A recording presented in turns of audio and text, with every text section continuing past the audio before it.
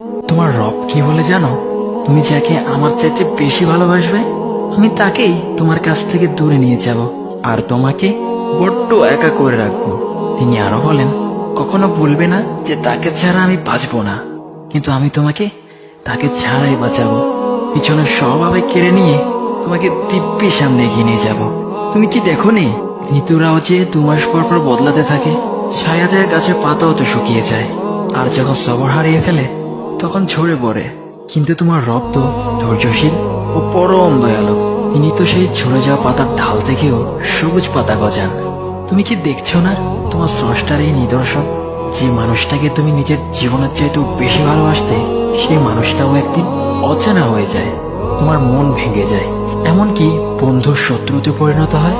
আর খানিক সময় পর শত্রু বন্ধুতে পরিণত হয়। যে মানুষটাকে তুমি নিজের জীবনের অংশ ভাবতে, সে মানুষটাও প্রতারণা করে। বুঝি না, এত কিছু হওয়ার পরেও তুমি তোমার রবকে বাদ দিয়ে সেই মানুষগুলোর উপরই ভরসা করো, যারা তোমাকে প্রতিনিয়ত কষ্ট দিয়েছে।